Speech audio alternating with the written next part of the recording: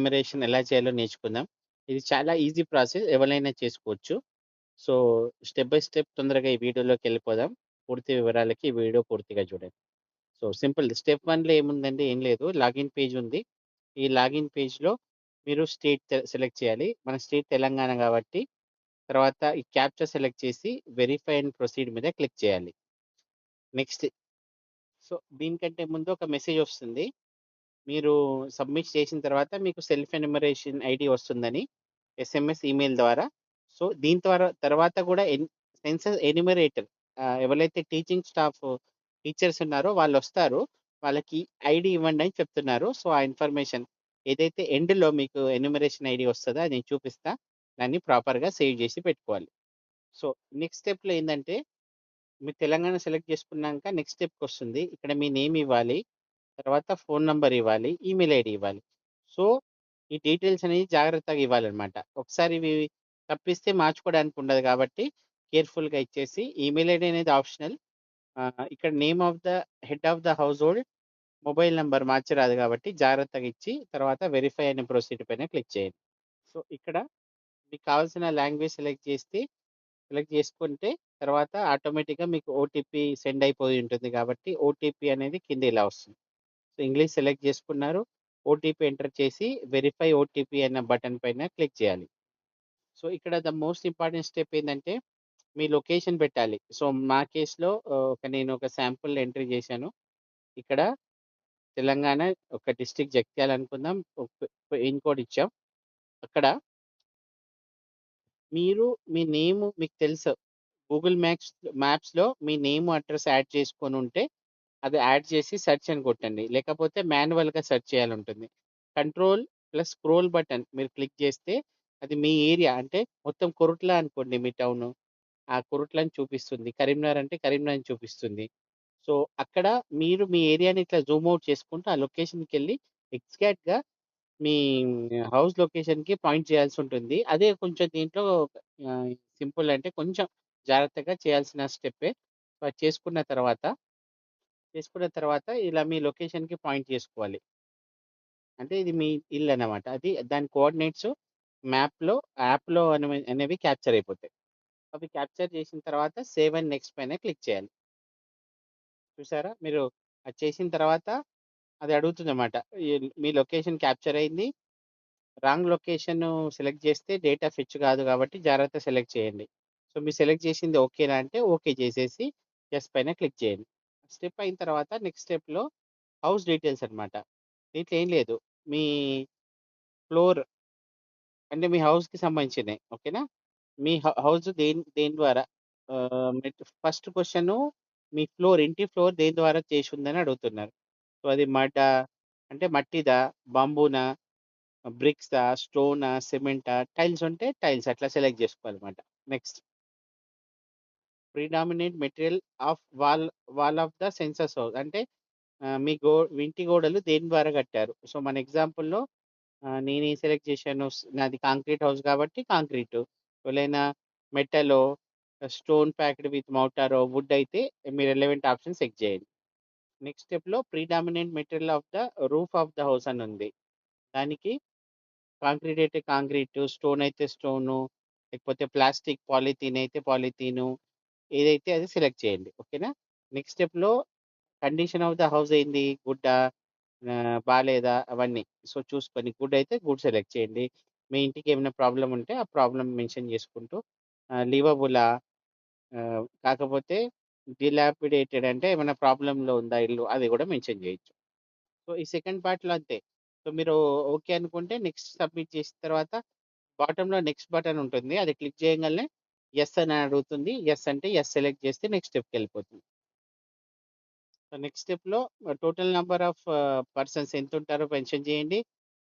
నేము head name already first స్టెప్‌లో మీరిచ్చారు కాబట్టి ఆటోమేటిక్‌గా వచ్చేస్తుంది. జెండర్ సెలెక్ట్ జేసుకోవాలి. మీరు ఎస్సీ, ఎస్టీయా, అదర్ సెలెక్ట్ జేసుకోవాలి. బీసీ అడగలేదు. ఎస్సీ, ఎస్టీయా, అదరా అంతే. Ownership of the house own అయితే ఓన్, రెంటల్ అయితే రెంటల్.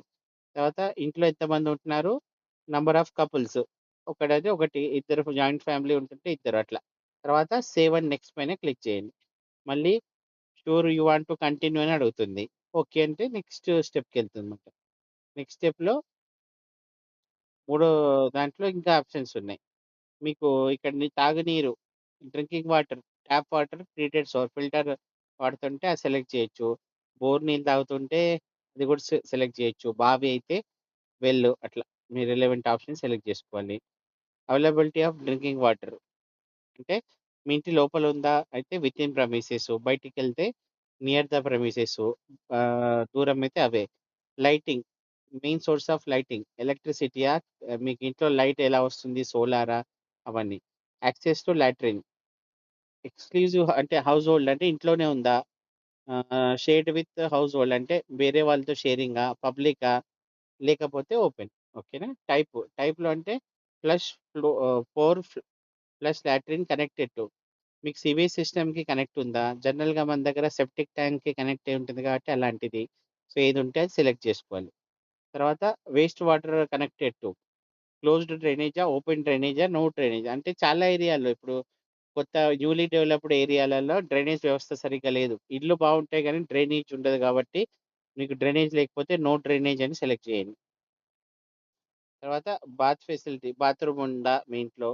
ఉంటే ఉన్నట్టు. తర్వాత LPG availability of kitchen LPG, PNG connection. Cooking in kitchen అంటే ఎల్‌పీజీ, పీఎన్‌జీ ఉందా? Inside house but not kitchen అంటే కిచెన్ లేదు కానీ ఇంట్లో ఏదో కార్నర్‌లో పెట్టుకొని వంట చేసుకునే వాళ్ళు ఉండొచ్చు. ఓపెన్ బయట చేస్తే వాళ్ళకి ఎల్‌పీజీయా ఉందా? లేదా?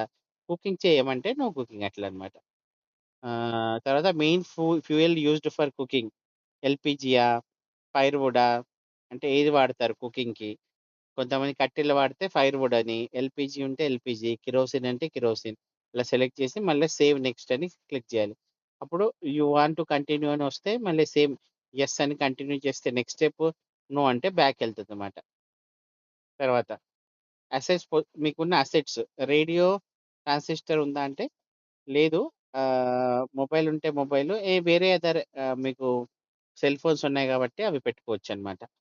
టెలివిజను, దూరదర్శన్ ఫ్రీ డిషా, అదర్ డీటీహెచా, కేబుల్ కనెక్షన్, ఎనీ అదర్ అంటే ఈ రోజుల్లో ఇంటర్నెట్ వాడుతున్నారు కాబట్టి మీరు అదర్ డీటీహెచ్, డిష్ అట్లా మెన్షన్ చేసుకోవచ్చు. యాక్సెస్ టు ఇంటర్నెట్ అంటే నెట్‌కి మీకు యాక్సెస్ ఉందా?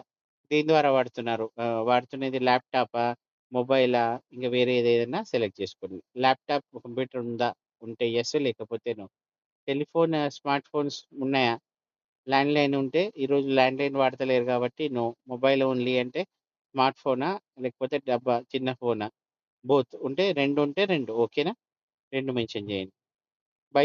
Bicycle and scooter, motor cycle, moped. Bicycle ఉందా? స్కూటర్ ఉందా? 2 ఉంటే 2 అట్లా. కార్, జీప్, వ్యాను అంటే ఒక లగ్జరీ ఐటెమ్స్ ఉన్నాయా? ఉంటే ఉందని రాయండి. లేకుంటే లేదని రాయండి.